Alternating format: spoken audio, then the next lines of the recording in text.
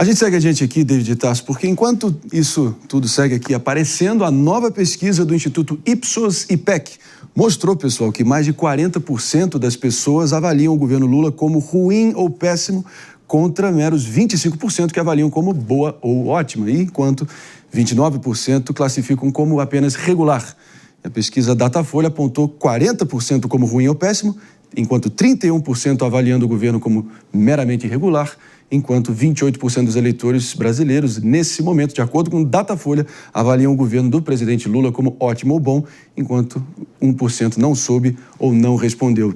Levantamentos assim que acabam trazendo um retrato bem semelhante, tentando auferir a realidade, o que, com certeza, qualquer um que não esteja, enfim, com o rabo preso há de reconhecer que é um péssimo resultado, ainda mais num ano pré-eleitoral. André, sabe aqueles memes de onde vivem, o que comem, do que se alimentam? Eu queria saber, as pessoas que acham o governo Lula ótimo ou bom, onde elas estão, o que elas estão fazendo, porque eu gostaria de ver esse governo bom ou ótimo como elas veem.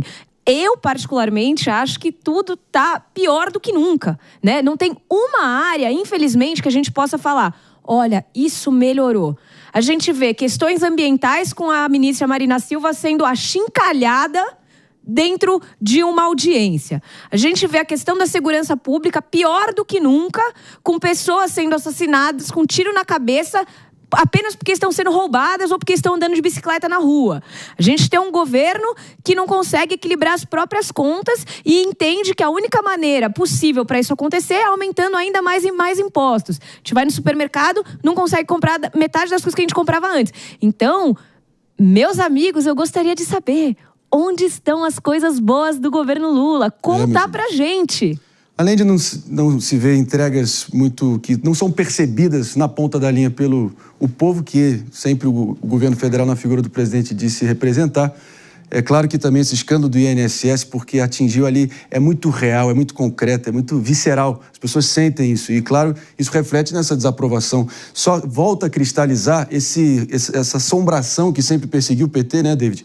No sentido de estar envolvido em grandes escândalos de corrupção sendo revelados, né?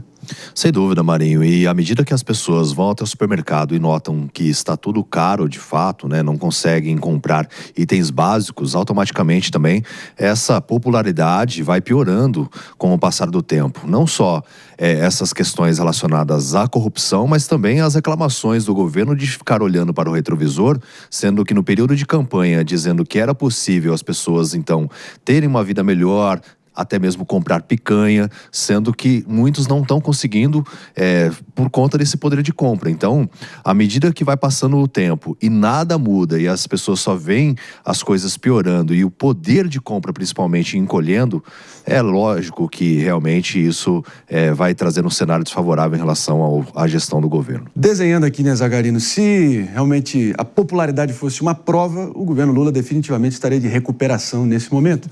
Agora, vamos tentar desconstruir o porquê disso. Eu acho que também tem, definitivamente, um governo que se ergue a partir do seu fiador da democracia, numa grande parcela da população percebendo um governo ali muito alinhado com as instâncias de justiça também para tentar, de alguma maneira, colocar cerceamentos nas redes sociais e também na capacidade de nós nos comunicarmos. Parece que fica aquela sensação, já que não consegue fazer entregas e convencer o povo, que seja na marra ou fazendo movimentos ali que suprimam a nossa capacidade de nos comunicarmos e darmos as nossas opiniões. Fora isso, o descolamento da realidade com viagens nababescas, enquanto o povo está sendo forçado a afivelar o cinto de segurança, né? Olha, o governo federal e o PT, eles estão vivendo descolados da realidade, eles vivem de narrativas. Infelizmente, isso tem se demonstrado nas últimas eleições uma realidade para eles, porque os discursos são sempre, André, voltados para vamos melhorar a vida da população brasileira, quando de fato a entrega na ponta, que é o que a Aninha estava comentando, que é quando o brasileiro vai até o supermercado, que é quando ele vai realizar a compra do mês, ele não consegue. Isso é fruto da inflação. A inflação, ela está muito alta, descontrolada, em razão da ausência de austeridade fiscal. E foi interessante que, recentemente, o presidente da Câmara, Hugo Motta, ele deu um discurso que ficou muito claro para mim o motivo pelo qual ele foi eleito presidente.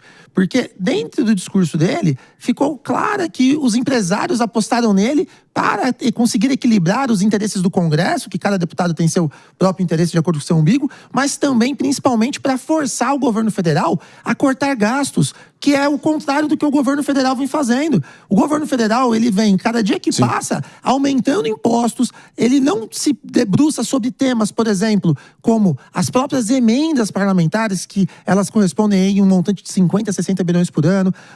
Ele não rediscute a questão dos penduricários para limitar o servidor público a receber o teto do funcionalismo, que hoje é de R$46 mil. Se você limitar o servidor público, você já tem uma economia de 5 bilhões por ano. Isso daí foi um estudo da Central de Lideranças Públicas, por exemplo. Então, a economia, ela reflete direto no bolso do trabalhador e isso dá o resultado das pesquisas. Hoje, não dá mais tempo sequer de recuperar a economia. O Brasil vai daqui a pior até as eleições de 2026 e para quem não gosta do governo e desaprova, é um sinal positivo, porque a chance de uma reeleição é muito pequena. A gente segue adiante aqui, claro que o brasileiro tem essa tendência, Zagarino, Aninha e David, de querer já antecipar o pleito do ano seguinte. Isso já começa no dia seguinte do pleito anterior. Então, claro, na medida que isso vai se aproximando, já é ano eleitoral para todos os efeitos, 2026 já começou e segue a todo vapor. E, claro, eu acho que o povo brasileiro tende a ter uma eleição daquelas históricas, tem um clima, enfim, muitas interrogações se o próprio presidente Lula vai querer ir adiante ou não. Enfim, a ver os próximos capítulos que prometem fortes emoções. Mas em relação ao INSS... Não, mas só um comentário.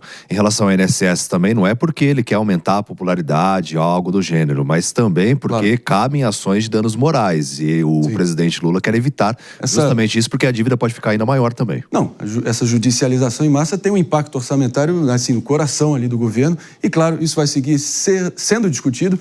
E na medida que for conclusões, resoluções, soluções forem apresentadas na programação da Jovem Pan News, você sabe que você pode contar com elas.